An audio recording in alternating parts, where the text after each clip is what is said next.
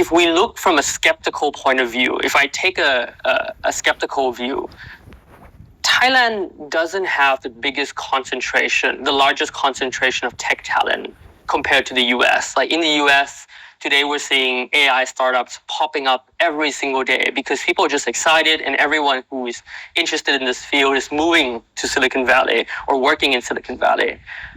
How would we build that in Thailand, or how are you guys dealing with that challenge? I think the talent is actually here, and the interest is here. It's a matter of fostering it and concentrating it in a positive, productive direction. Okay. So I don't necessarily think that the talent is definitely more limited in the sense that we don't have this kind of volume, but definitely the depth is here. And so it's a matter of trying to be more efficient and more supportive of developing and fostering that kind of talent in a direction that's productive for our goals here. Before we move on to the later part of the interview, I just wanted to get your own personal take, having came from the US and now living in Thailand. What are the differences in the ecosystem that you see, and what were your biggest learning after building Thai food? I think one of the biggest things that has struck me, which is one of the reasons that I came to work on Typhoon, is that ultimately when you don't have people in the country or in the region that you're working on technology for, the performance is not going to be nearly as high, right? So the example that I like to use is Google Maps. So Google Maps in the Bay Area is nearly perfect. Right? The signs come up at the right time. The directions are never wrong. All the construction details are updated. Google Maps in Thailand is, let's call it 70%, if I'm going to be generous, when you compare it to what happens in the Bay Area. And so this is a reflection of the work being done outside of the region of its users, right?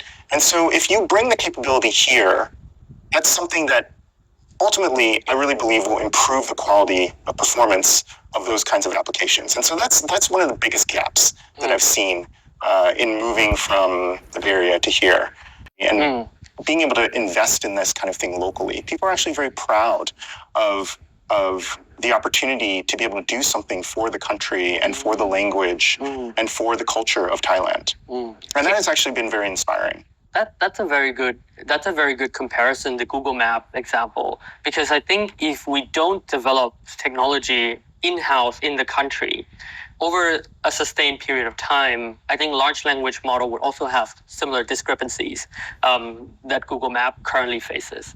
Could you share a little bit of the excitement that you see in the scene, or maybe talk a little bit about the AI scene in Thailand? You know, the AI scene has actually been around for a long time. I'm not in any way breaking ground on this. We're really standing on the shoulders of a lot of leaders that have been moving in the space or developing the space for a long time.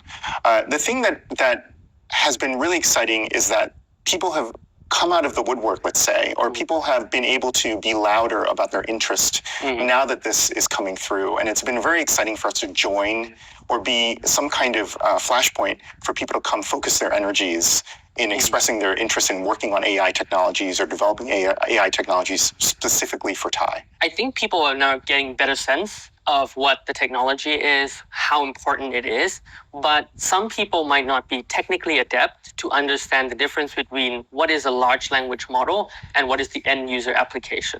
Could you show us in a little bit more detail how it looks? Yeah, let's go to the whiteboard and I'll show you the whole thing.